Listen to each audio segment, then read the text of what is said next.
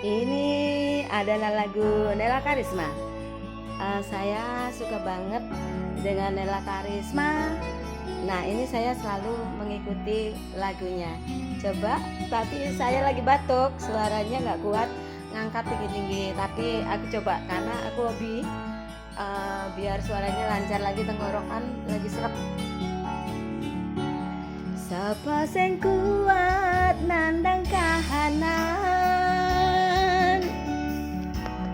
sapa sing rasa kelangan, ditinggal pas sayang-sayange, pas lagi jeru-jerune, kowe milih dalan liyane. Sapa sing kuat ditinggal lunga, sapa sing atine ora lara, kenangan sing wis tak lakoni, tak simpen ing jero ati, dhewe wis ra dadi siji. Ya wis ben tak lakoni nganti sak kuat-kuate ati, pesenku mung siji sing ngati-ngati, iso ku mung mendem esok tekan sonten, merga sadar diri kula dudu sinten-sinten.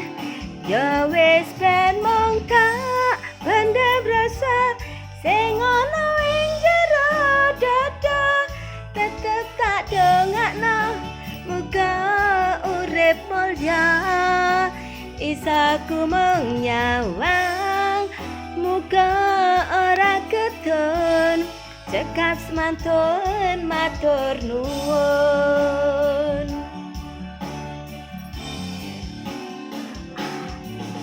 Nela Karisma, Nela Karisma, Nela Karisma.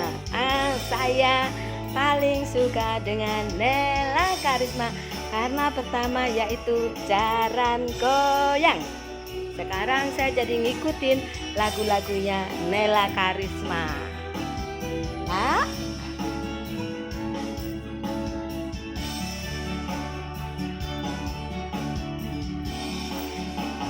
Ya wis ben tak lakoni nganti sak kuat-kuate ngati, pesenku mung siji sing ngati-ngati, isaku mung mendem esok tekan sonten, merga sadar diri kula dudu sinten-sinten.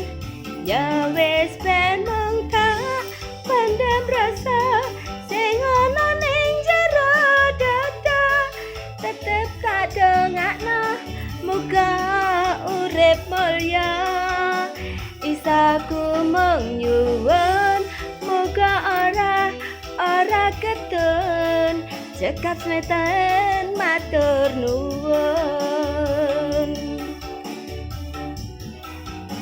Isaku mung nyuwun muga ora ketun, cekap semanten matur nuwun. Doaku buat Mbak Nela supaya jadian dengan Dori, idolaku, anak kecil-kecil seumuran anakku dah.